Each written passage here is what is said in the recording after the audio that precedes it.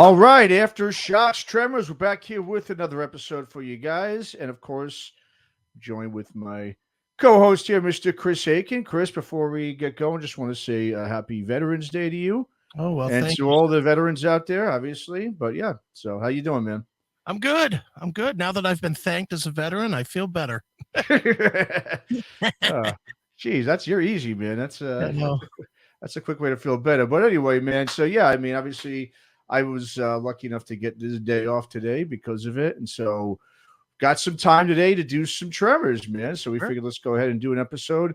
We did do one last week, and from I'll take the hit on this one. Obviously, I kind of was not myself that day. I was fucking just pissed off or whatever it was, man. I had that went on during the day at work and all this shit, regular day kind of stuff. And but we did do one. If people want to check it out, all right, it's a little bit more raw. It's sort of like an offshoot of the CMS type of, Sure. when I was listening back to it, and I was like, well, let's just maybe not just put this out for everybody. We'll put this one up as we decide to do for Subscribe Star. Sure. So for all our listeners and viewers out there, I just put it up on the bottom screen here. If you do want to check it out, go ahead and go to our Subscribe Star page at /CMSPN.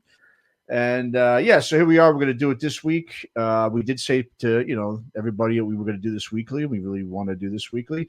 Yeah, there might be obviously a week or so we aren't able to do it because of scheduling, but it is our definitely our intention to do it on a weekly basis. Yeah, we're gonna get there, but it's one of those things that Of course, we picked the most opportune time to try and start a set schedule with the holidays. It's perfect. Oh, no doubt, man. Well, one of the things, man, I mean, we've talked about this, I know before, just in general about, our parents, are they doing, are they responsible or, for, in terms of for rock and metal sort of becoming, declining in popularity across, at least this country here, if not the globe. It's always obviously a good debate, and one of the reason why I brought this up too is because, the other day I was in the car with my daughter. She's 6 years old. And, the last couple of times I've been in the car with her, I put music on and then I don't see her reacting the way she used to when I first started playing music for her a lot and really getting her into specific bands and artists. And I remember just asking her, hey, what's your favorite song? So what happened was when I started introducing her to music, I started with sort of like I was introduced, right? I put on some Beatles, it was my Sure. main thing. I figured who doesn't like the Beatles? I've seen it work with a lot of other kids, regardless of the age and generation. And she was catching on to some of the songs. I'd play some 80s songs. I wasn't going to throw hard rock and metal at her just yet. Every time I did put it in there and threw it in there, she'd be like, oh, this is like really angry stuff. So I figured I'd start with some sort of, more popular, just generic rock or, 80s, like I said, stuff like Billy Idol or, U2, all that kind of stuff. So, but I'll blame myself for this, probably since COVID hit. I wasn't driving around as much with her, taking her to school and so forth. And I realized she just really lost interest. I was, she was listening to pop music when she's in the car with my wife. And I just realized, man, she was just really not interested in music. And it scared the hell out of me when I asked her some questions. And she'd give me sort of a blank look like, yeah, I'd put a song on that she used to kind of bounce around to, and she wasn't reacting whatsoever. And Right. I realized, man, I'm like, holy shit, I took my off the ball for about a year or so, thinking she would pick up her own stuff. I didn't want to force anything too much on her too young. But now I realize, no, I've got to do the full court press. You know what I mean? I mean, we've been talking about we're going to get a piano lesson. She wants to learn to play piano. And I just realized, but I stopped doing a good job, man. I really just didn't. I took my foot off the gas and I realized, well, by doing that, it's like, duh, man. I mean, and we'll get into discussion about this, but the bottom line is, I think, and you've mentioned before, and I think you're right. I think we are doing a fucking piss poor job. As I don't know about you with your kids, obviously, but you could talk about that. But for myself, I had to check myself, and I'm back on the ball and doing it. I already see the difference, and she's starting to, get more interested in the more I force it to her, and we put it on every day in the car. And I remember the song, Dad. Yeah, from a couple, Right. we hear this back at preschool and blah blah blah. So anyway, with your kids, how did you do it? Let's just put it that way. Let's see your experience. Well, I have three. They're adults now. They're Mhm. my daughter's 30. My boys are 20. 8. And so they're older, obviously, but I had to take each one differently because they had such a wide array of music that they liked. And a lot of it was not stuff that I liked, which especially my daughter. Yeah, I convinced her at the time that Seven Dust and Linkin Park were cool, even though that was not necessarily what I was into. It was still rock, so it was like good. But there was a lot of Green Day, and then there was a lot of New Kids on the Block and In Sync and that kind of stuff. Not New Kids on the Block, Backstreet Boys. Sorry, I'm dating myself here. But, same thing, really. Yeah, really. But for me personally, I always made it a priority. My ex-wife hated music, hated it. So she was always a negative against it anyway. So it was all on me to make them either like it or hate it. The best I could do was with 2 of them. I took them to show. Well, I took all 3 to shows at some point, and luckily I was in the business at the time, so I could be the cool dad for a minute, which sort of made music cool in a way. Like I put out this CD called. I used to have a music magazine called Music's Bottom Line, and I put out this CD with some of the crazier cuts, just little crazy things that people said. Okay. And one of the things that I did when my son Mike was like 5 years old or something was I put him on the phone with the Hanson kid, which was huge at the time. And it's great. Yeah. And it's great because then my kid went on to be a typical knockoff of me. He was talking to the oldest Hanson, and he didn't want to talk to that one anymore. He wanted to either the other two, and he's like, "What's this one doing? What's that one doing?" Okay, talk to my dad. I don't want to talk to you anymore. It's actually a funny clip, but so with my son Mike, I introduced him that way, by actually letting him participate in the music thing. With my daughter, I went to some NSYNC shows. I went to a Backstreet show. I took her to see Linkin Park. I took her to see Korn. I took her to see, whatever she was into. Green Day, whatever she was into. I took her to those things. And, the hardest part with her was that I had to edit the music, because that was, if you remember back in the late 90s, early 2000s, especially, there was that big push. That was the whole Janet Jackson time, and the whole, everything needed to be censored. So everything she would listen to, I had to listen to first and pull out my Wavelab program and take all the fucks and flip them over, and so that there was no profanity in it, so she wouldn't get in trouble at school or any of that stuff. So with her, it was that way. And then my other son Zach, he for whatever reason gravitated to 80s music. Wow. And I didn't force any of it on any of them. It's such a weird thing because my son Zach, he's into like Dokken, and his favorite band of all time is Winger, which just makes me cringe because I am not a big Winger fan. I mean, they're listenable. I own the records, but they're at best to me listenable. They are 1,000% to me background music when I'm just in the mood to hear something I haven't beaten to death. So and that's my son's favorite band in the world. And what's weird about that is the album that he's gravitated to isn't even one of the good ones. It's not the classic one, right? No, his favorite album is Winger 4. Wow, that is which no one knows. Nobody even knows the songs that are on it. No. He doesn't like In the Heart of the Young, or the one with She's Only 17 or whatever. The first one, the self-titled one, yeah. Those don't matter to him at all. To him, it's all about Winger 4. And it's like, okay, but again, it's all so subjective, and being in the business, I know that it's subjective, so I never tried to be like, well, if you like this, then you better know this. And sure. But I just tried to, whatever my kids were into, I just tried to support, but I made sure that they were into something. And it is weird. My son Mike, his favorite 2 bands are Survivor and Journey. Wow, interesting. And like I said, my daughter, a lot of dance music, but Seven Dust and Linkin Park, and anything that sounds like Seven Dust and Linkin Park. Okay, nice. Okay. So, my kid, I had to when you hear that with those 3, I had to treat each of them differently. the only thing that I did solid was I made sure that music was in their life, their music, not, Yeah. And I got that from my mom. My mom was the cool mom. I had weird parents. My dad could probably have been the worst musical influence in my life, and certainly in the world. I mean, he's, I would ride around in his car and he'd be pulling out Boxcar Willie 8 tracks or Slim Whitman or Yeah. whatever, Wow. Yeah. just dog shit.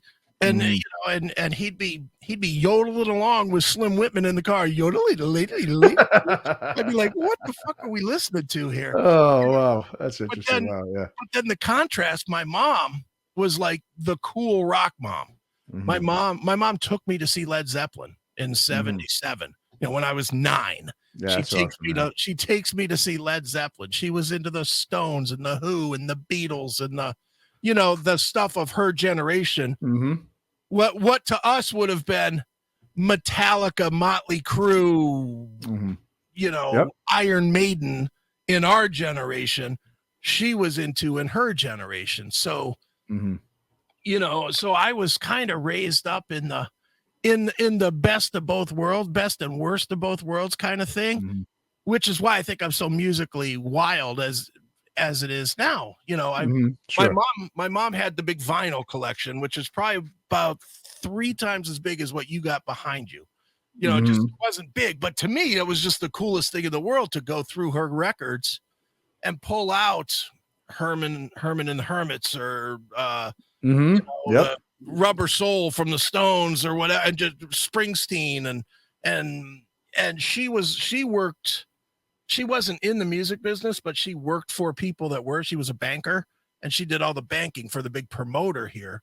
Okay. So I always had access to bands from the time I was little. I mean, from the time I was little, I was meeting Captain and Tennille or Harry Chapin, or as I got older, Twisted Sister, Dokken, or Motley Crue, whoever it was that came to town. I always had backstage passes as a 15-year-old kid. So I got the music bug that way. Yeah, the classic way, like you said, through the vinyls, And I tried to do the best I could with my kids to share that same type of a thing. I mean, it's different. It was different then. Now I can't even imagine how it is now. I don't know how you get them. And there's no product to hand your kid and say, here. Exactly. See, that's the thing, is it's the modern day listening experience is so different. Like you said, when we were kids, and same here, my dad had a closet full. I mean, we're talking hundreds of records. For some reason, I used to think, oh, everybody's got records like this. I thought everybody did. But, as I got older and people would come over my house and like, holy shit, your dad's got freaking a ton of records. I didn't realize how lucky I was as a kid having all that at my disposal.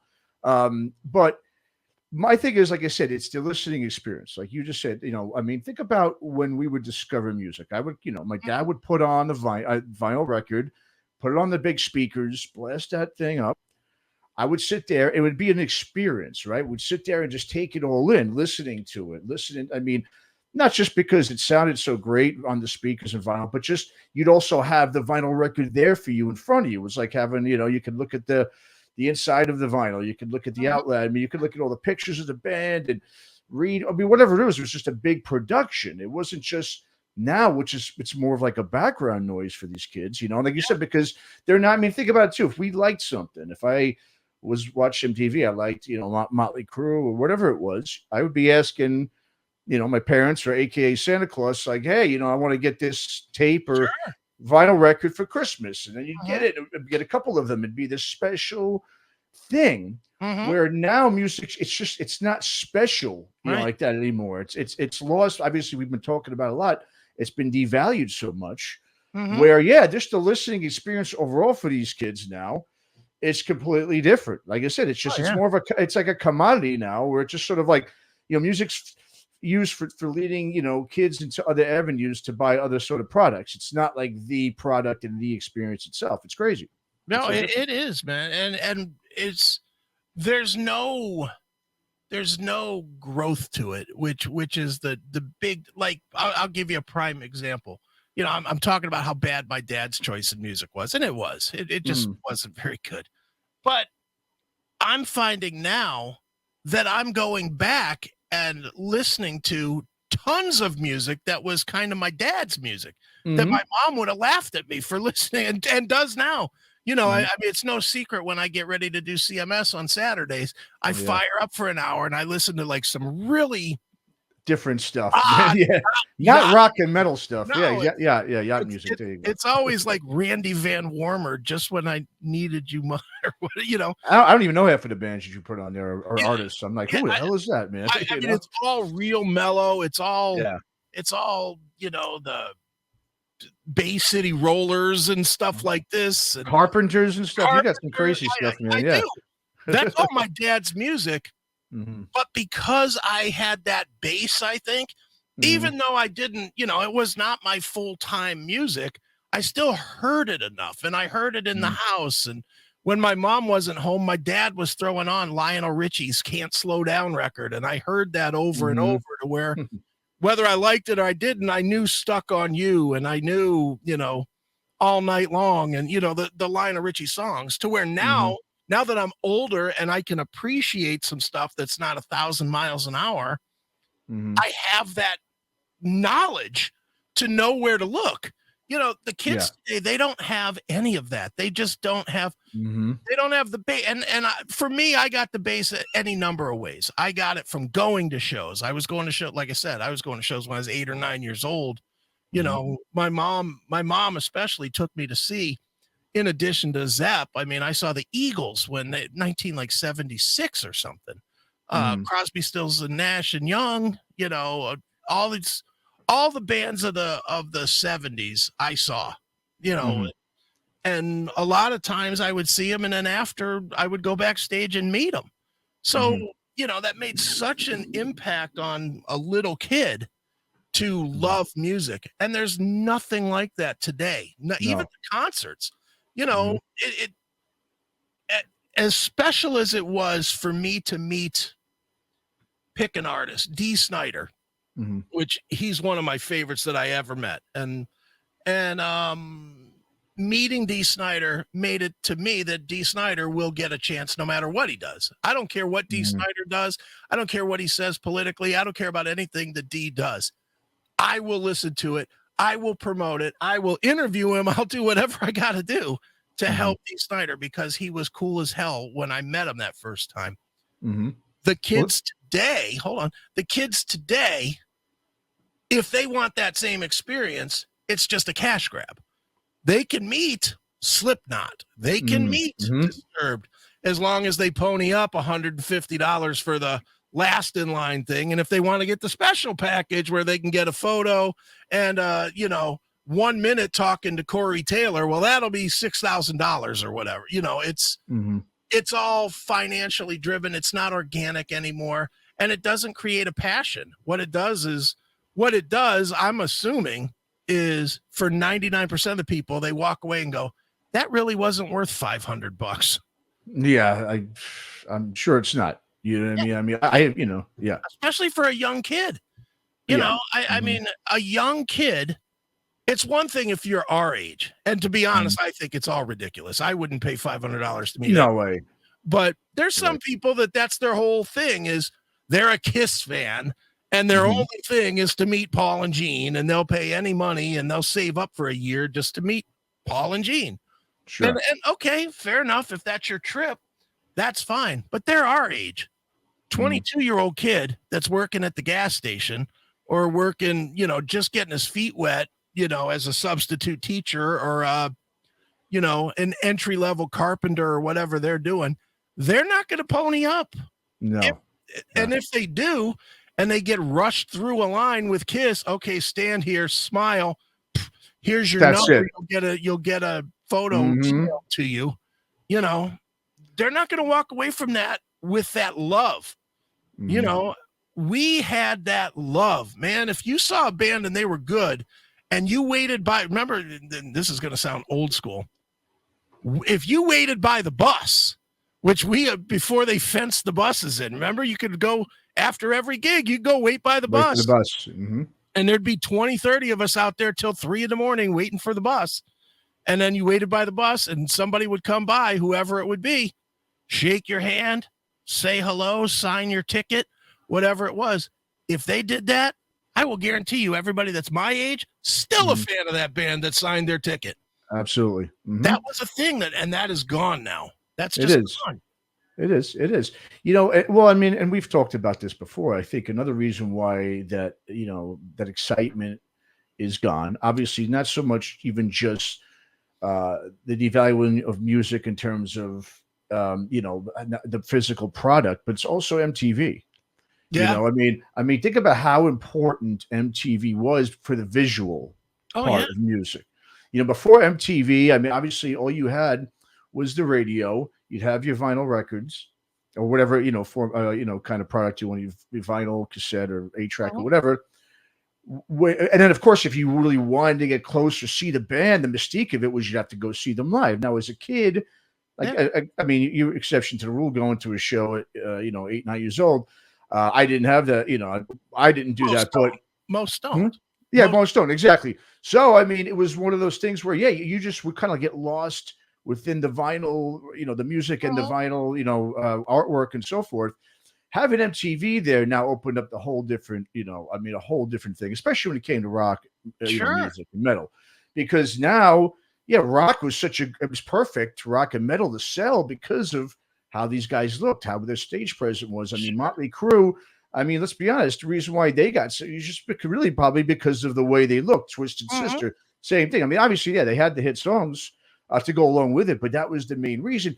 That's what ginned up all the excitement with rock in terms of pop music. I mean, MTV, I mean, look at all those guys, Billy Idol, Prince, Cindy, I mean, just Cyndi Lauper, all these, Bruce Springsteen, it all, it's ZZ Top, all these bands that were around since the 70s, even ZZ Top to the 60s, all of a sudden now they can repackage them because of, okay, let's get ZZ Top. They got these long beards. Let's just make a whole thing about it. They got the hot women and the car and everything. Exactly. It was perfect.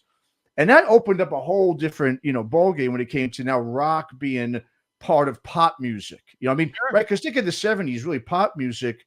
If it was rock, was the Eagles and bands like that, right? And then of course disco was huge in the 70s, but it didn't really get edgier until MTV was really the main cog, I think, in terms of pushing metal and rock into the forefront of just the mainstream audiences.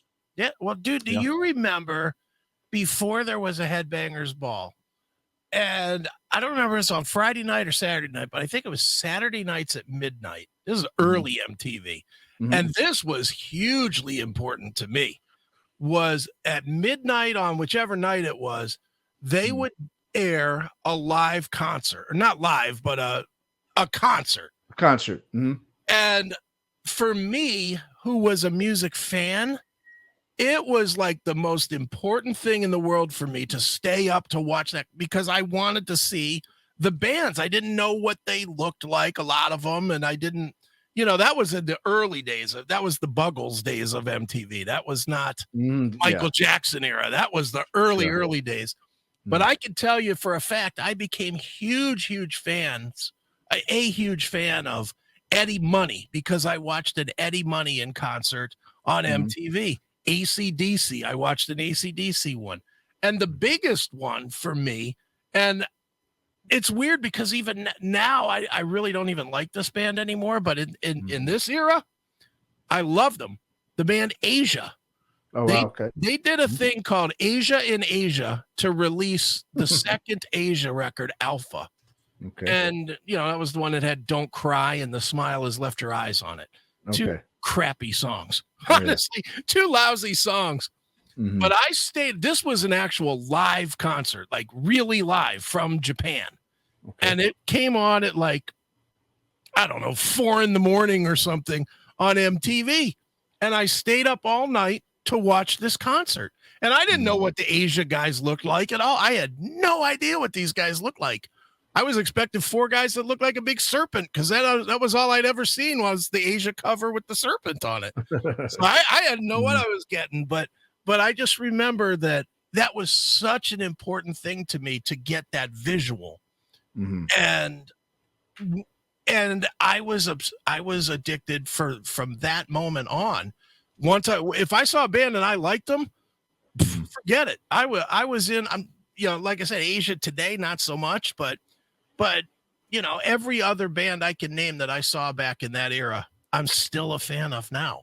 Yeah. You know, and it's, you're right. The importance of MTV cannot be discounted, man. It really was huge. No, you know, it's interesting.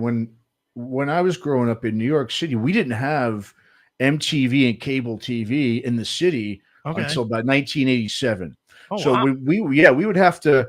My aunt at Long Island would sit there and record on VHS, like, you know, 2 or 3 hour just tapes of just recording MTV for us, so we could see it. But we did have a channel which is called WHT, which you had to pay for, and that was sort of like the cable channel for the city. And you'd get a you know, magazine thing delivered to your house every week. It would give you the schedule, sort of like the TV guide for it.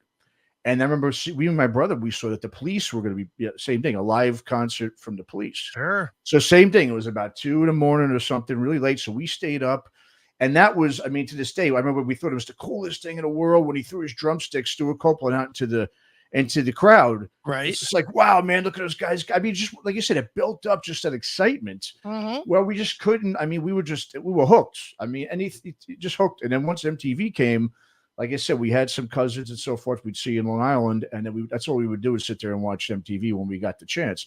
But yeah, I mean, it opened up such a just this whole aura of like, wow, these musicians are like, you know, bigger than life, you know, and that's the thing now.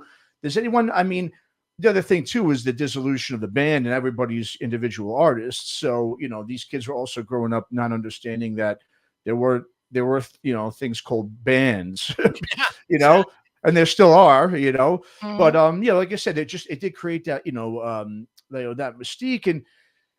And like I said, I don't want to keep it. Like I said, we don't want to sound like, you know, going back in time, but it really has, without these formats and these platforms for bands and artists to be on the MTVs and the, you know, whatever it is you grew up watching. And of course, later on in the 90s, you know, there was all sorts of, you know, these rock video monthlies coming out you can get. I mean, there was just so much, you know, and because it wasn't so at your fingertips like it is now, where you just go on YouTube, click, and see a new song, see a new video.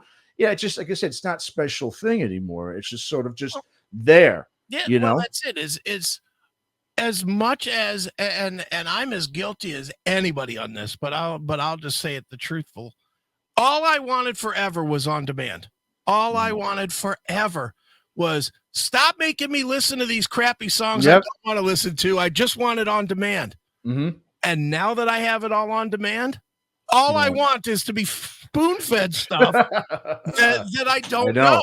You know, because and you know, I complain about this all the time on the CMS, and it's just the truth. So many people rely on the algorithms of Spotify or Apple Music or YouTube Music or whatever they're using, you know, a Tidal or Deezer or whatever it is. And those algorithms just feed you the same shit over and over and over. You know, it's a running joke that I have, and I bring it up all the time on the show, is doesn't matter what I'm listening to. If I let whatever playlist I'm listening to end, it could be Bruce Springsteen acoustic folk songs. And within 3 songs of that playlist ending, YouTube Music's going to be giving me Mama, I'm Coming Home by OZZY. It's the OZZY factor. You know, it's like they don't get that I'm purposely listening to stuff that's not the mainstream. And it's like, like you and I, mostly you lately, have been interviewing all these great desert rock bands or stoner bands or whatever we're calling those bands these days, bands like Duel or Pyrosaint or, you know, what have you.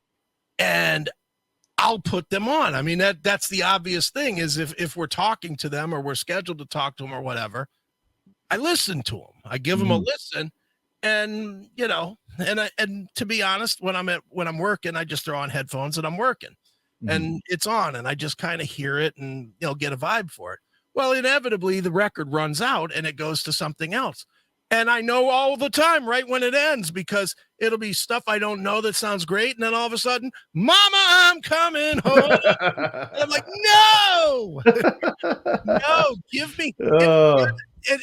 It's not even smart enough to feed me like Fu Manchu records or Clutch or you know, that kind of stuff. It goes right back to the staples, and it's killing music, because most people do just listen to playlists that they configure themselves, or somebody that they trust configures, and then it feeds them just mainstream dreck behind it. There's even that outlet that should be great for feeding new bands and learning new bands, and would be beneficial to all these platforms. If these platforms were feeding new bands and people were getting into thousands of new bands that they were listening to, it would be better for the platforms. Yeah, I agree. You know, they don't want to see that. They don't do that. Instead, they just rely on the standards, and everything's more than paid for.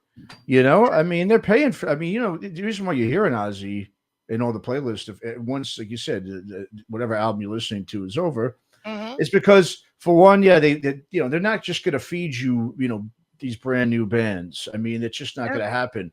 They're going to feed you the bands, I'm sure, somehow are paying for this through the services. They're paying YouTube and paying Spotify to be, I'm sure OZZY and his team or whatever are paying, and you know, his label. Warner, right? Yeah, Warner, exactly. Yeah.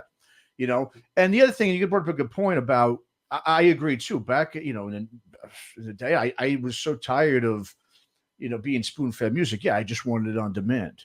Yeah. You know, and it's one of those things where you have to almost be careful what you wish for, because then we got it, and then it was like, well, I kind of miss being spoon-fed, because that's the only way you're going to learn to hear new music. Now, one of the reasons why I was tired of being spoon-fed, or I should say I was tired of not having on demand, was the fact that CDs were costing $20 a pop. You know, so if I heard one song, okay, you know, that was good, but I was like, do I really want to charge $20? Now, I thought what was cool was, I remember a lot of the record stores were starting to have those listening stations too.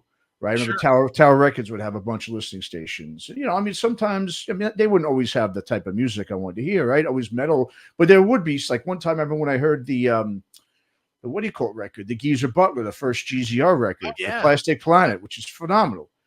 And that was, I mean, that was really when I like fell in love too with Fear Factory, because Burton Bell's voice was out. I'm like, who the fuck is this singer? This guy's unreal. And I just, you know, that was just one of those, you know, instances where by being able to hear some samples of more than one song, I was like, boom, and I bought that thing right away. And I thought that was a great thing they were doing. I understood, you know, the business model back then, that's just the way it was. You wanted that CD, you got to pay $17.99 plus tax. You know, so my whole thing was, I just wanted more music at my fingertips, because I just didn't want to pay the money. You know, now that I've paid all that money too, that's the one thing I don't miss, is obviously paying the money. I definitely would rather, you know, buy a vinyl record or go to a show, save the money to buy merch, because I also know the bands are getting paid now through their merch, not because of record sales. So that's another reason why I do it. But that's another reason why music's been devalued too, right? Because it's it's free now. You know, I mean, you can just go on Spotify and listen to it. It doesn't, it's not like I love that song I heard at MTV, and I don't want to wait every, you know, couple hours to hear it or see it or watch every day. I want to go and buy it so I can listen to it on my Walkman or on my stereo. So I'll pony up the, you know, cassettes were only $10. You know, they were kind of cheaper, so I'd pay up money for the cassette to get it. It created that excitement, and you'd give the music more of a chance. You know, obviously, if you spent money, $15-$20 on a CD or a tape, you know, like, crap, I better find something good on this record to listen to, or else I just threw freaking $20 down the, you know, down the drain. You know, so another reason, Yeah, no, dude, the value of it is gone. It's just gone. There's and you know, even the bands know it's gone. The bands don't even make music to make money anymore. And when you take that away from the bands, well, then they don't care as much. You know, it's like I'll use Rob Zombie as an example, but there's a million examples like it. As the music business has gotten away from albums making a difference, look at that guy's career. His albums have just gotten worse and worse and worse and worse. I agree. Yeah, I agree. Each release as the technology. And now that he's a movie maker, I guarantee you he puts some of this shit together with the sole thought of getting it into one of his movies. Oh, yeah, absolutely. He's not writing because the fans need a record anymore. And if he is, he doesn't know what his fans want, because what he puts out is terrible. Yeah, it's not good. Always. I mean, No. everything since, I don't know, Hellbelly Deluxe, and I think that was the first one. First record. I agree. I'm trying to think if I've liked anything. What was the one that was it? The Educational Horses? That was okay. It was okay. It was a little different. It was, he changed, but it wasn't. I agree though. That at least that one was. It was sort of experimental, but it wasn't his typical, industrial tinged, sound, metal sound. I agree. I mean, everything he's done since then has just really not been too that great. I mean, but I think it's because there's no value to put in time. There's not. He's not going to put together. Him and John 5 aren't going to sit down with two other guys and sit in a room for 6 months to craft songs. Rob is going to shit out 10 songs. They're going to find some intros from some old movies that nobody's seen. Mm-hmm. And they're going to mix it all together and call it a horrorcore record. Mm-hmm. That's what they're doing. And so many bands are doing that these days. It's, mm-hmm. I don't want to shit on this guy too bad, but I just interviewed Jeremy Spencer from Five Finger Death Punch. Yeah. Mm-hmm. Yeah, and he has the band Psycho Sinner. Mm-hmm. He just released last week 9 full-length albums. I saw you posted that, yeah. That he recorded during the pandemic. 9. That's too much, man. I mean, the quality of that songs, I'm sure. I mean, like you said, how can anybody? I don't care how much time. When you write 9 albums in a year and a half, like you said, these are going to be, and that's a whole other thing, right? People writing all this music from their bedroom recording. They're not getting in the studio. They're sending each other files back and forth. So the music itself is diluted. It's not that good. How good can I did a count and I think it was 96 songs. Jesus, wow. How good can 96 songs be that were written in 300 days? Come on. That's one song every 3 days. That's ridiculous. That's no time to flesh it out. No time to experiment and try to add some things and move some things. Absolutely. Yeah. It falls by the wayside. And he's not the only one that's done this. In the last month, we also got that band Lordy. Yeah, yeah. Mm-hmm. They just put out Lordiversary, which is 7 full-length albums. Man. Well, I mean, with them, they're sort of, and I guess it's the same thing with Jeremy Spencer's band, right? They're more of the visuals. It's they have the masks and the outfits, and so it's the music is only part of the art. It's just it's an all-encompassing thing where it's more of a theatric thing. And then here's the music that goes with it. I mean, we always talked about like a band like Rammstein, right? Yeah. The reason why you go to see a band like that, not necessarily like same with Ghost. You don't necessarily. I mean, go ask anybody who says, "Oh, I love Ghost." Right? Name me 5 songs you really love. I'm sure what happened was they went to see them live. We're like, "Wow, great live show." Right? I'll support the band, which is fine. I mean, that's totally fine.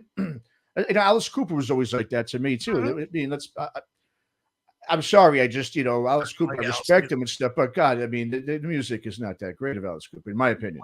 I'm with you. Okay, yeah. So, but like I said, you knew you went there to hear the story about Alice. So what is he talking about now? What's going to happen on stage? The music, it was more, like I said, it was more theater than actual music and great songs. It was just like going to see Phantom of the Opera. Instead, you're going to see, Alice Cooper with the guillotine. You know what I mean? It was theatrical. And that's so I guess I could see that with a Psycho Sinner. It's more of a theatrical band. I guess that's what he's doing. But once again, it's the visual now that's overtaken the music, and that kind of did start happening with MTV, right? I mean, look at the hair metal, right? The music was secondary to these guys with the hair and who can outdo each other with the looks more so than with the leads and the riffs. It was a whole different thing.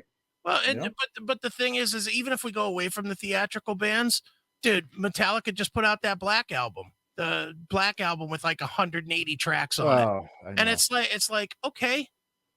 I love Metallica. I love them. Mm-hmm. And I was thrilled that Dan the Green and a show that I was at in Sacramento were both in the box set.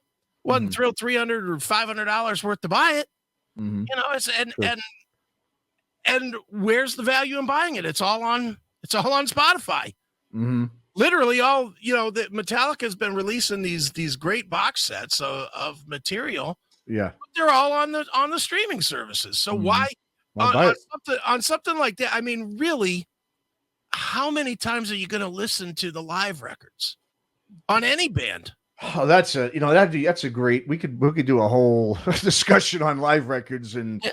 Well, pluses and minuses. But yeah, go ahead. Sorry. but Yeah. that's the new thing now is, Mm. okay, well, we're going to remaster it. We're going to give you all the demos that weren't good enough to be turned in. Like Metallica on this Black Album box set, they literally just have the same fucking 10 songs, and they're just called like January 3rd, 1990, February 8th, 1990. It's like no one cares. And how many times you're going to hear Wherever I May Roam live? I mean, does it matter if you hear it once or 10 times? It's the same freaking song. It ain't going to be different. Right. Really much difference. Yeah. And the demos, nobody wants to listen to. Nobody sits around listening to demos. I think they've lost track of what was cool at one point. When the bands were huge and you could get like the demo version of Enter Sandman or something, that was pretty cool. Like I was in the Metallica fan club at that time, and they had what they called the fan can. And once a month, they sent you it was like a little tin can thing, and inside it was a CD, and you'd get the CD, and there'd be like, it'd be like a song you couldn't buy anywhere, like Bread Fan, and it would be the demo of Enter Sandman, and then it would be like some live track from somewhere that you just never heard before. It'd be like first time they ever played Eye of the Beholder or something. And it was like 3 songs on a cassette or on a CD or whatever. And you were just like, this is like the coolest shit ever. But that has been so lost now. Every single record has a remaster now. I don't care what it is, and it's embarrassing. It's embarrassing when you see bands like Hailstorm having their 10-year anniversary release. How bad could the recording have been 10 years ago? 10 years ago, I know, right? Remaster it and remix it with that extra special song on the end of it. Get out of here. Yeah, they put that stuff out obviously for all the enthusiasts of the bands or the collectors and stuff. But yeah, I agree 100%. I mean, these days you shouldn't be remastering anything, really. Yeah. The technology is so good. The only reason why people remaster, bands and artists remaster things in the past is because they're recording back in the 60s, 70s, even maybe early parts of the 80s wasn't that good. Yeah. So you can remaster it and make it sound old and fresh and new.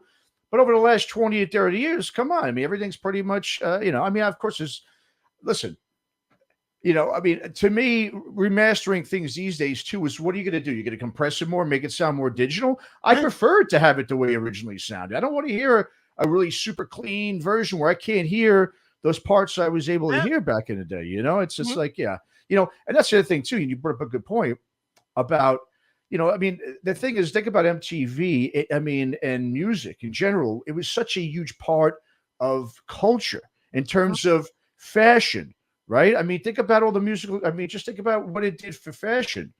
Even going back to even the 90s with grunge, I remember that was one of the coolest things because, living in New York City, having long hair was not a really cool thing for most of the time living there.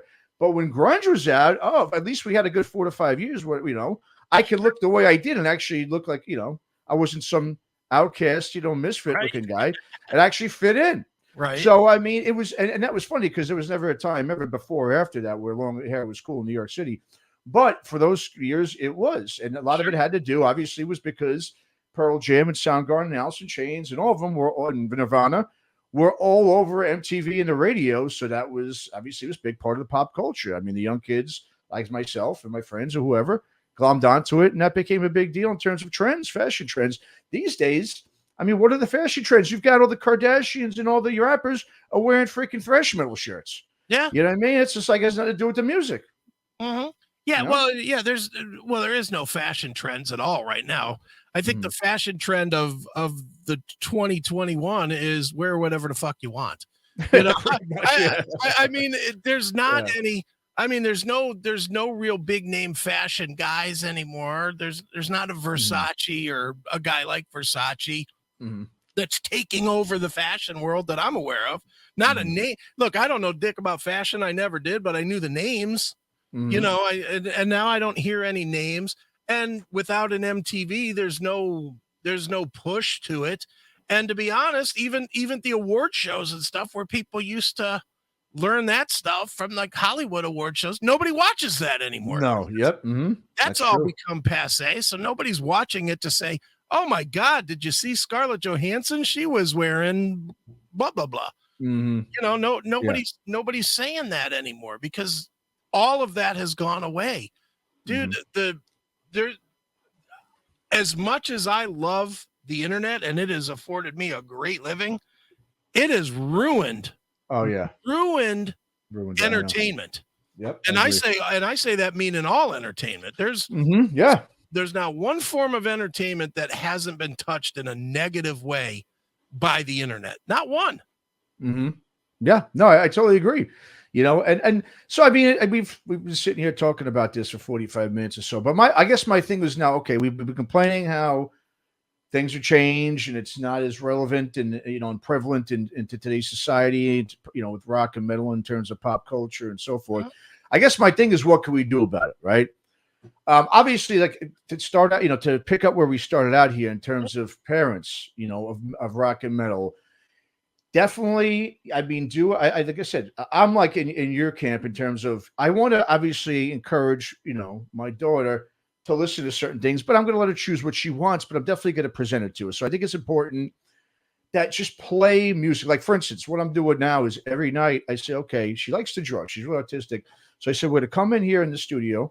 I'm going to have you sit here, you do your drawing, we're going to listen to some music. I'm going to put the video on because I'm going to show the visual part of this too. Sure. Right now, I think the only thing she knows really about music is when she puts on, when she goes onto her iPad and is playing video games and it's just in the background. There's 20-second clips or whatever it may be.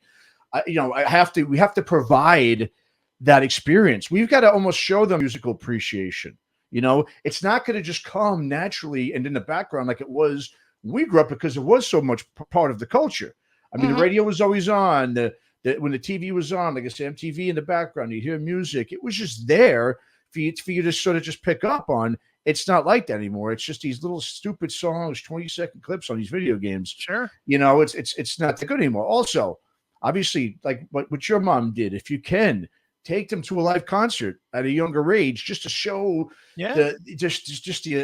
how great music can be, how it can really make you feel. Sure. And there's nothing better than that than going to a live show. Obviously, buy your kids, if they get into something, buy them a shirt of the band or the artist, buy them some paraphernalia. Obviously, buy a vinyl record. If you have a record player, or just go out and buy one and just show them a vinyl record. It just creates more of a wow factor. Yeah. When they see that there's more to it than just this noise in the background. And obviously, if they do like pop, okay, that's fine. Like you said, you want to obviously, it's just to me, like you said, just like you with your kids, I just want to have my daughter into music no matter what it is, just to appreciate it. She doesn't have to like all this shit. Like, I'll be honest with you. I know this is, this is considered a rock band these days. A band like Imagine Dragons, so there's 21 Pilots. But I'll mix that in too, because if that's more her style, I just want her to. It's a gateway. We've got to provide gateways. I remember it was Jamie Jost. I remember said this.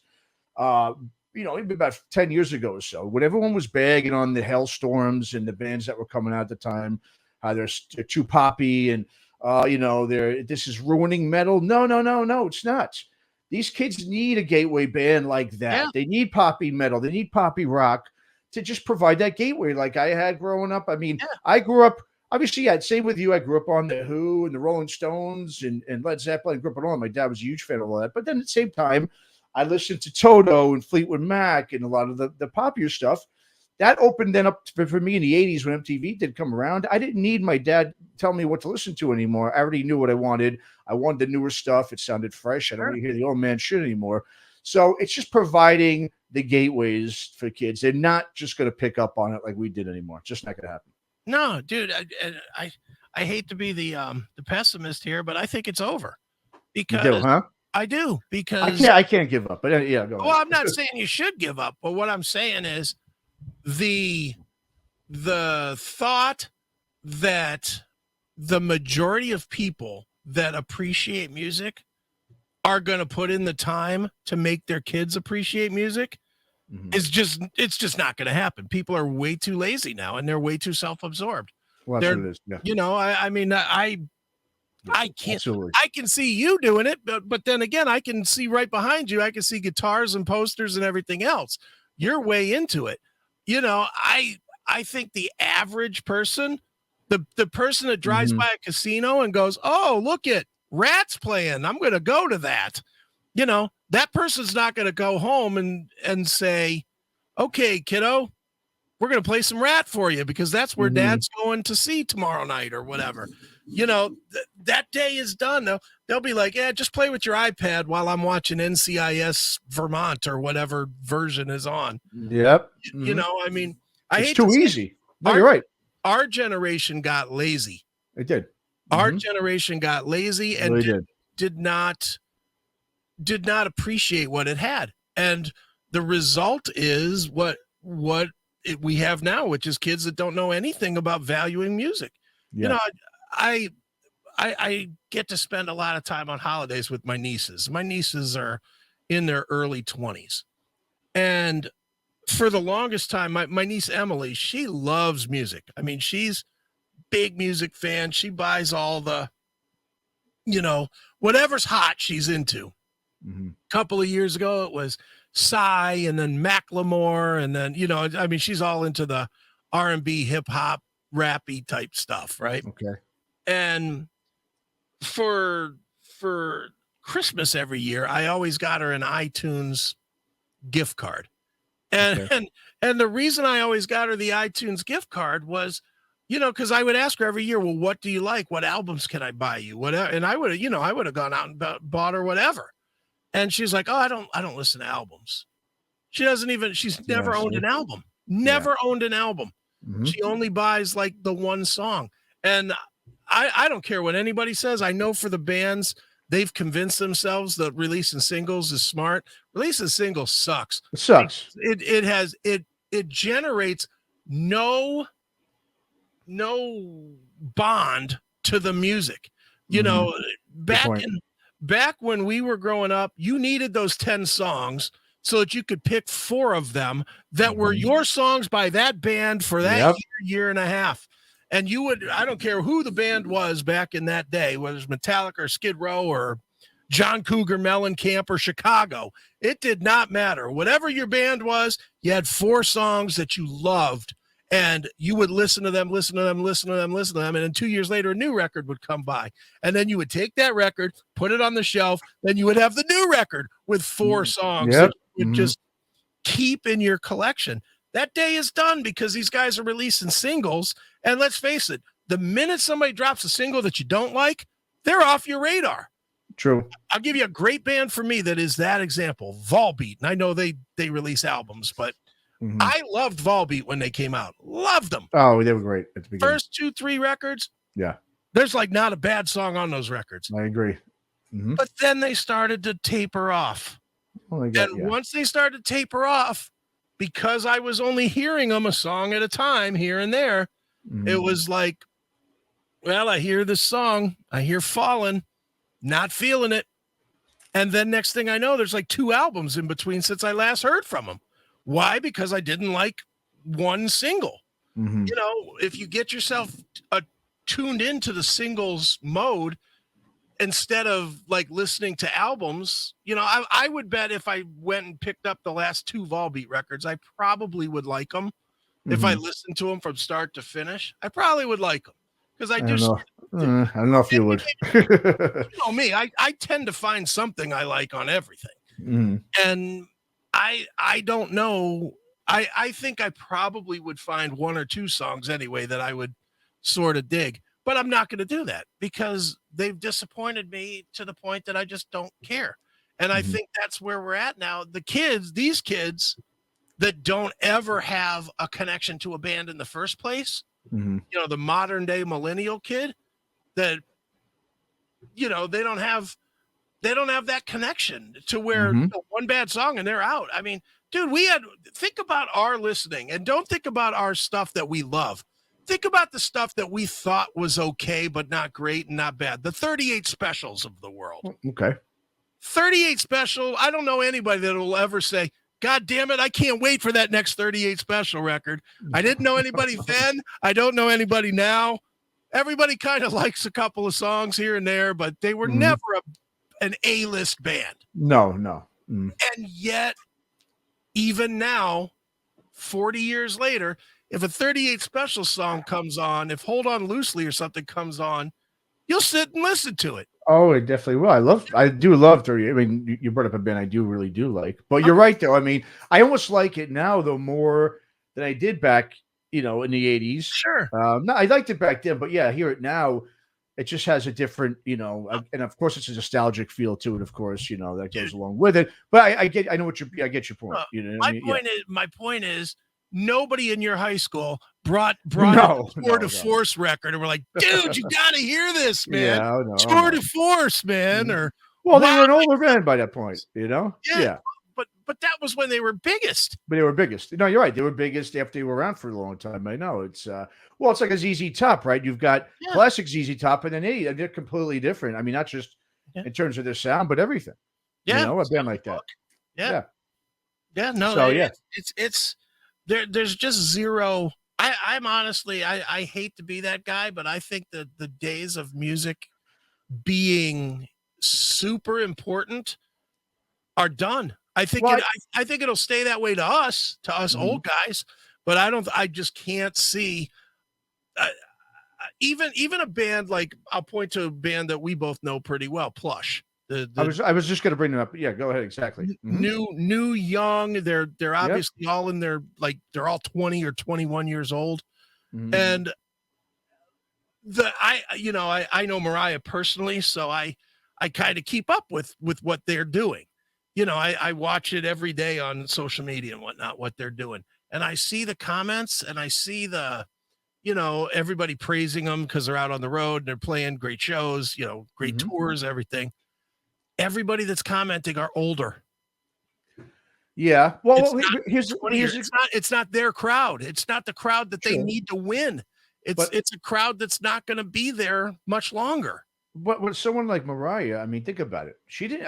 I doubt she just 5 years old, 10 years old. Wow, I really like this stuff. I want to be a guitarist and sing. And I'm sure she was educated by someone in her family. I mean, and that's what it's going to take. I mean, I know what you mean. Exactly. Like I said, the casual, I think the casual music fan or rock music fan, whatever you want to call it, is gone. I will agree with that. The casual, I mean, guys, even when I was in high school with that, they weren't necessarily huge music fans, but they loved Pearl Jam. They loved, a lot of the stuff that was on the radio. Yeah, I think that's pretty much gone. Those kids now, they're not going to, glom onto it even a little bit. They're going to more glom onto the video games and other sort of forms of entertainment. But I really think the Mariah, there are a lot of, I mean, Austin Moe was another guy, a guitarist we interviewed last year. I remember him telling me too, it was really hard to find kids his age where he lived to be in a band with him. But it's going to be like, and you brought up a great point before. I think it's laziness, exactly, and self-centeredness. I mean, I'm sure, parents are coming home, probably a long day at work, and they just want to be on their phones. Now, the kids are going to see that. Just like when we grew up, I saw my dad. What did he do when he came home? He put on a record. He didn't put on the TV a lot of times. He put on a record or his headphones where he put it up loud. So I naturally glommed onto that and was like, oh, hey, yeah, this is cool. I love this. The kids are doing the same thing. They're coming home, seeing their parents on the phone. Look, me and my wife do it too. And I'm sure she sees, I guess I'll go on my iPad. That's why it's got to be provided for them. But you're right. I think just in society in general is so self-centered and they're lazy and they don't want to sit there and go like I'm trying to do now, just at least create a half hour to an hour every night. Yeah. But let's go in the room. Let's put on something new. If you want to hear something, you want to put it on. Okay. Just creating the experience where you're bonding with your kid, obviously, too. And they are looking for you. I realized it, when I started doing it again with my daughter, she all of a sudden started, picking up the excitement about it again. And it's because I'm providing it for her. You have to do it. I mean, they're not just going to pick it up. Parents have to provide it for them, or else, we are completely doomed. And I understand your pessimism because I don't really see a lot of parents, having the wherewithal to do that. I think they are lazy and self-centered. We just have that kind of society now. It's just the way it is. Well, and the thing is that if you do that, and I'll give you an example of exactly what you're saying of how it works out in the bigger spectrum. When my daughter was 13 years old, one of my favorite records still of all time was this album Show and Tell by a band out of Philly called Silvertide. That no one remembers. Nobody remembers. I have just a litany of these bands that nobody remembers, but I think are fucking phenomenal. And Silvertide was one of these bands. You know, just a straight. You would love them because they're. Well, I know them. We were supposed to interview that guy last year from them. Yeah, that guy. He flaked on us. So fuck him. On us. But yeah. But musically, that Silvertide record is fantastic. So I was riding in my car on my way to Walmart with my daughter. I had to get her whatever, shoes or dress or clothes, or I don't remember. I have no idea what it was about. But I had the CD in the car and I was playing the CD. Now they have a song on their album called So Fucking Crazy, you know, or SFC, but it's You're So Fucking Crazy. Yeah, you know, and it's and I'm playing it and my daughter says to me, she goes, "Dad, he's saying bad words." And I looked at her and I said to her, I said, "Do you want me to treat you like a child or do you want me to treat you like an adult?" And she was like, "I want you to treat me like an adult." I was like, "Okay, well, adults say bad words sometimes, you know." And it was just a little life lesson that I was able to push out that way, you know. And at the time, it didn't mean anything, but my daughter still brings it up today. She feels like that was that moment that me and her connected, not as adult kid, but as sort of equals. And it came from a musical moment. And, you know, a lot of things came from, I mean, dude, there's a reason that there's 950 gazillion love songs written because everybody associates with them. Everybody associates with every breakup you've ever had. You could probably name what the fucking song was. Or the album that you were listening to all the time after you broke up. Yeah, of course. That was helping you get through it. Yeah. Same with any life event, whether it was having a baby or the first time you got laid or whatever it was. You know, dude, I can remember. I could tell you what the album I was listening to when I got laid the first time was, and it's embarrassing as hell, but it was Kiss Asylum. You know, so you know, I can that's actually I love that album. But anyway, yeah, but it was cheesy 14-year-old Chris. With All Night playing and exactly. You know, it was fucking terrible, terribly stupid story. But I remember. Well, that's a song was written for that, though. Yeah, well, it was about fucking. So in a way, it went hand in hand with it. It did. And like you said, and you could be in school for your cheesy, but the bottom line is it created that whole memory, and it sticks obviously, like you said, with you to this day. You know. Yeah. And I fear, you know, the kids today don't.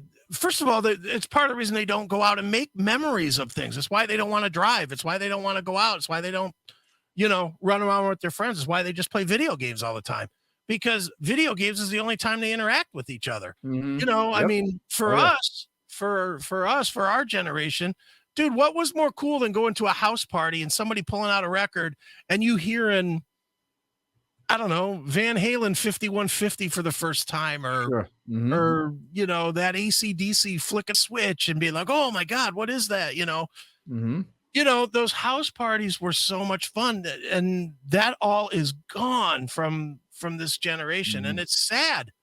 It really is sad because they're growing up staring at their screens. And that's all they know. Well, it's also our fault, you know, because it is our fault. And this is what I'm getting back to the beginning, you know, from starting this episode, is that it is the parents' fault. You know, I mean, it's like I said, we've got to provide. Look, even, I mean, I remember as a kid, like I said, having that closet with those hundreds of vinyl records in there. When my parents were gone, first thing I do when they'd leave the house, boom, go in that closet. There was always a few records. I always thought, like, when my dad's not around, I'm going to pop this on. And that's what I would do. I'd go in there and put it on myself. And that's the thing. If you give them, like, there's a reason why I've got all these instruments. And I bought this, you know, electric drum kit, not because I like to play electric drums. You know, it's more so I have another instrument here, surround my child with musical things, just so it's here when if I provide her this and she starts becoming interested, she could just come and pick it up and ask, "Can I play it, or can I use this?" That's what it's for, more than anything. You know, I mean, obviously I do play the stuff too, but it's more for that than anything. And that's the thing. You've got to surround. It's got to be just encompassing your whole life is music. Get in the car, music on. I mean, that's what it was for me. I mean, we get in the car, music on. Get home, this is on. I'd put my radio on. I'd ask for music for Christmas, all this stuff. And that's what it is. It's creating it up to parents to create the excitement. MTV's not there to do it anymore.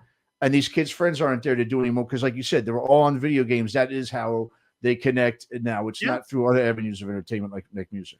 Yeah, no, and just connecting is so much easier. You know, for us, we had to have some musical diversity to have conversations.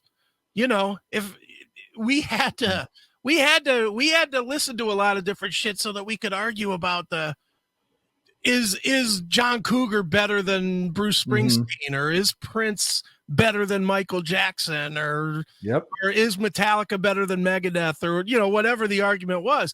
But those were that's what we did. We would hang out a lot of times in a tree fort somewhere with a Walkman with like the little headphone things that you could buy.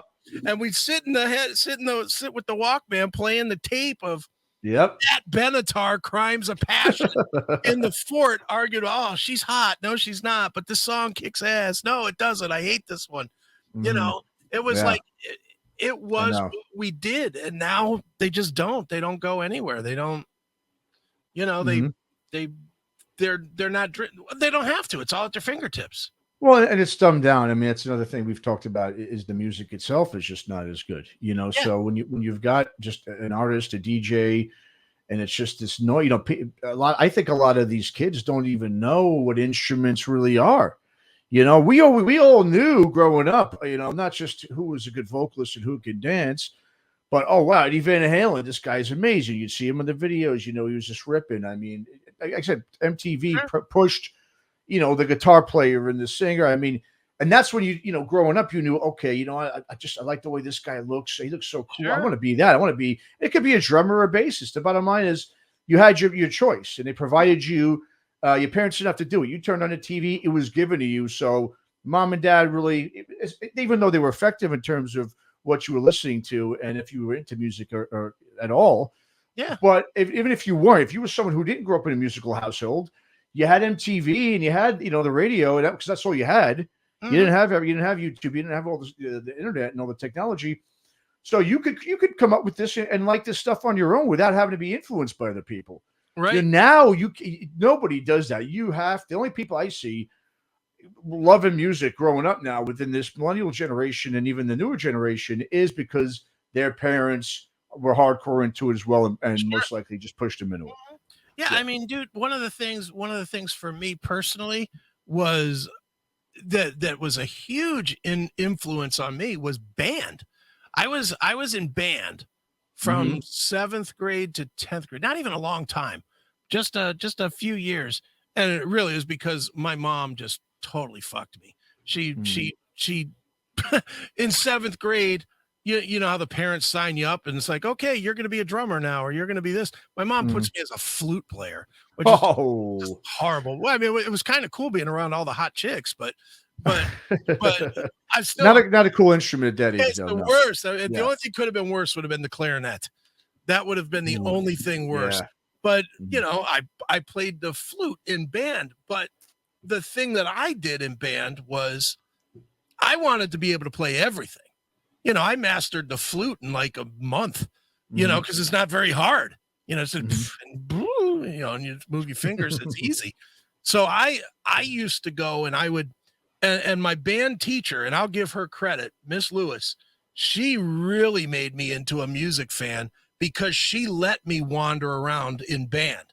She knew that sitting there playing these songs over and over again was well beneath my level. And she was constantly, okay, Chris, go play the trombone today. Go play the trumpet today. Go play the drums today. Go play the clarinet. And I taught myself how to play everything that we had in the band, tuba and bassoon and, all these different things. And you want to talk about feeding the music frenzy. And even at home, we had an organ at home and I used to play that thing constantly. And nothing that came in the books, like we had the books and all the keys were color coded and all that other shit, but I wouldn't do that at all. I would sit there with my radio, my little boombox sitting on the side of me, and I'd be playing like Journey, especially because they had a lot of keyboards in their songs, and I would play a Journey song, Who's Crying Now or something, and I'd be teaching myself how to play it on the organ. So anytime I personally could have an instrument, it fed the ego to me. And that's why, dude, your kid is probably going to turn out to be a very musical person just because you've got all the instruments right there. It helps. She can pick up the drums, and at first it'll just be aimless beating for a while. Oh yeah. But then after a while, it's going to be like, well, I like this song and I'm going to try and play it. Exactly. And then she's going to yank one of them basses off the wall and be like, well, I want to thump to that too. And well, she's going to want to just experiment, try what kind of sound is perfect for her. No, it's a great point. I remember, like, as a kid, my aunt had this acoustic guitar and she never played it. We saw it and we asked her for, hey, can we just have that? Like, you're not even using it. Right. So she gave it to us. There was like 2 or 3 strings on it, but we still went home and we're like, making just noise. Took my dad's video camera, we would do, and we would say, he had his drum kit. And so my brother actually did play keyboards at that point. And we just pretended, put on a video. We would, do like it was like Great White or something, One String Twice Shy. And we would record the video of us just sitting there lip syncing. And it was fun. It created just that excitement. We did it with a whole bunch of different songs and stuff, just to create our own videos and then watch it back and say, oh, this is cool. And once again, it was so a part of our being. It wasn't just like we woke up. It was just like you woke up. I couldn't wait to put on whatever song I wanted to hear before I went to school or afterwards. Or it just was part of our daily life, and that's what we thought about it. And we still do.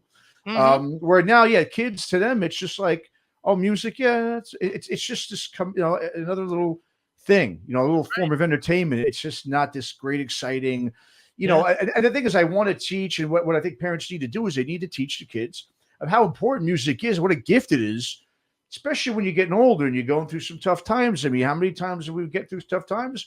By certain songs and records. I mean, it would just lift you right up. And when you had no one to talk to, you were just feeling alone, it wouldn't make you feel so alone. So that's the thing too. I've been, trying to push too, is just, it's such a gift, music. And it's a shame that here's this gift that everybody can enjoy, and yet no one's really being exposed or taught to really how to enjoy it and what it really is, as a whole. It's instead of just some background noise that they think of these days, It completely can influence everything that you're doing. I mean, you've seen my books. Every one of my books, I start and end every chapter with a song lyric. Yep. And I do that purposely because that is generally 99% of the time, that is generally either the lyric that came to my mind when I started writing, because I don't script anything like ahead of time. I don't outline anything. I just write. And but I always have music on when I'm writing.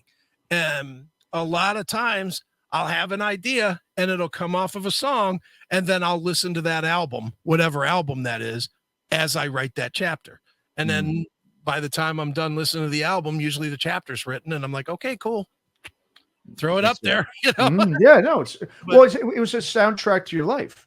Yeah. So you remember there's probably one song that reminds you of each one of those instances, and that's what you're doing, and like I said, it's a great way to soundtrack, to sort of track your life. It's like, I mean, there's nothing better when you hear a song and then you think about, well, I remember the first time I either heard the song or I saw the video or whatever it may be. It's just, like I said, it's such a gift, and it's just sad that these kids are not being taught what a gift it is. It's just, and you can see that's why they're all, so many of them are so blank, when it's a blank generation. It really is. It's just, there's no emotion, Dude, that's, How sad is it?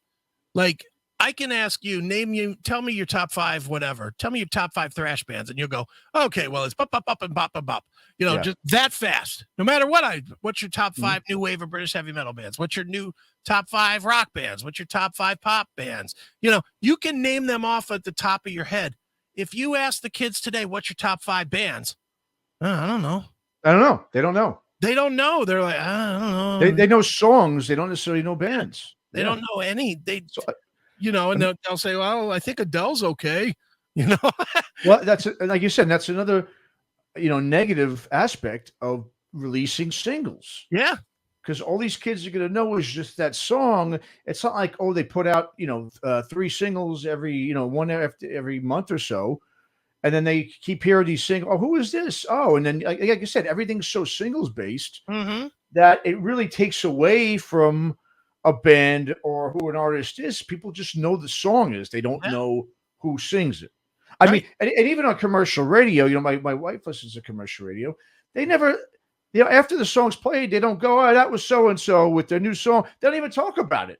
They just bring up advertising or whatever it is else they want to promote. Sure. They never even tell you who sung that last song. It's like it doesn't even matter. It's just, well, you know why that is though, dude? Honestly, because most people, and it's also why people don't remember the songs, because people have gotten so fucking lazy. And if they actually want to know who sings a song, they'll just push Shazam on their phone. Yeah, well, that too. Man. And it just tells them, but it doesn't stick in your head. Mm-hmm. I mean, dude, how many times when we were kids you heard a song on the radio and then you just waited for come on songs to hear the DJ say, 3 songs ago that was Billy Squire with exactly Emotions in Motion. Or tell you. They would tell you, and I mean, half the time you'd write it down somewhere. Mm-hmm. Write it down because you're like, man, I really dug that tune. I want to hear it again. I got to figure out where to get it. And go buy it, save some money to buy it. Exactly. Yeah. Now it's Shazam it. Oh, well, that was cool. Okay, cool. And then the next time they hear it, they'll be like, that sounds familiar. Who is that again? Shazam. Yeah, right. They don't ingest it. It's so peripheral. Music is so peripheral to them. I know. It's just been so devalued. It really just has, man. It's a sad thing. But like I said, we can, I guess, just, do our part in terms of with the kids, just force it down their damn throats. That's my thing. Because if we don't, I mean, like we've been talking about, we'll get ready to wrap this up. We've been going for a while, but as we were saying, there's all of our old heroes and music gods, whatever you want to call them, they're going to be retiring real soon. A lot of them are. I mean, and more of them should. And then a lot of them should. I agree. And but who's going to replenish that? Who's going to basically take over those roles, those holes? Who's going to fill the holes and the gaps of the newer bands that are going to continue to, influence? See, you say that like there's gaps. There's not gaps because there's not demand anymore. Well, that's still. I mean, I haven't really thought about that too deeply in terms of demand. I mean, I still think there's demand. You know what I mean? I do. think so. I mean, maybe not the level of like stadium-sized bands or big arena bands, maybe, but big venues, I think there is. I mean, I don't think it's ever going to be the way it was in the 70s and 80s, man, or even 90s. I think those days I could say are probably gone. Yeah. Especially once these bands, eventually retire. But like I said, we could talk about this all day, but I really just believe that we've got. I mean, like I said, when I see a band like Plush, bringing them up again, I do have hope. I have hope because you've got these young kids that are. I mean, they're phenomenal. Phenomenal. And so when I do see some of these younger bands and these artists, and and we've been lucky enough to talk to a lot of them through Aftershocks. I do have hope. For a while, I felt hopeless. I think there's hope. But like I said, I think it's going to be coming from sort of like, I don't want to necessarily say a grassroots level, but it's going to be coming once again from a very underground level. And I'm okay with that. I actually think that's healthy.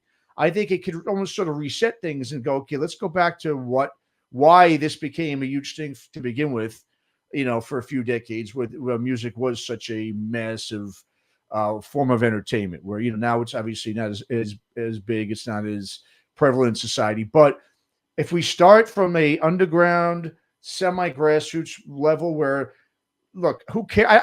In a way, I like it. I like that there's not, these bands aren't playing these big venues and stadiums anymore. I'd rather have the smaller to mid-sized venues because it's more intimate that way anyway.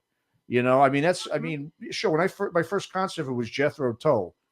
And yeah, it was great, but I didn't have that same experience I had when I first went to a club show and saw DRI, which was my first, show at a club. That was just a whole different experience because you're right there. You're right in front of everything. You can't hear anything. Your ears are ringing the next day. That to me is where the experience is going to come from to get this, to get music back, I think, to where it could be a big, societal form of entertainment again, possibly. And if it's not, who cares then? Like I said, I'm okay with that. But we have to keep it alive. That's the key. Well, I agree. It's just funny because the pessimist in me says no way that it could, that even that'll survive. I'm looking and I'm seeing that now they have these AIs that are making music with no human interaction. I know. And you have hologram type shit. And if you think and you actually try to forward think and you think at how these kids are now, these kids would rather stay at home and watch an Oculus concert that is completely computer generated by some anime artist than actually going out, interacting with 1,000 people, paying $8 for a beer. You know, they'd rather sit at home with an Oculus thing on and watch it that way. And that's I mean, it's hard to stop it. It's hard to argue that that's where it's going. It is. No, it is, man. You're 100% right. I mean, you know, the more you're talking about it, I'm trying to have the half glass full approach to this thing. You're holding youth. Hey, you know what? So be it, then. So be it. Fuck it. You know, what else can we hold on to, man? I know. Except for our youth and memories. But all right, man. Anyway, well, this is great. Good conversation as always. Anything else we want to say before we close this out? Yeah, I think an hour and a half. I think that's enough. That's plenty enough. Yeah. All right. Well, like I said, let's keep hope though. I mean, there's a lot here to be down about, but I'm gonna just throw my shit to the wind and say I'm hopeful. But you know, I know a lot of the facts are against me though. The facts are definitely against my outlook, no doubt. Just raise your kid to be and that's all it starts with. If you convince one, that's enough. That's what they always say, right? It starts with convincing one person. So, and that's all anybody can do. Go out there, guys and gals. Just do it for your kids and give them that gift, or else, you know, they're not going to have the great experiences that we've had, you know, and it's just sad, like you said, but let's keep hope. That's all I'm going to say. But and stop giving your kids an Oculus, you dummies. Yeah. And don't give them a phone too early. Like I said, put them in the back room, whatever it is you're going to do, and blast some music. And if you have a good form of punishment, go in your room. All right. And then you're going to blast, you know, metal or hard rock, whatever it is. That's your form of punishment. And eventually they'll hopefully like it. You know what I mean? Exactly. Something like that. But anyway. All right, man. Awesome. See everybody. Peace.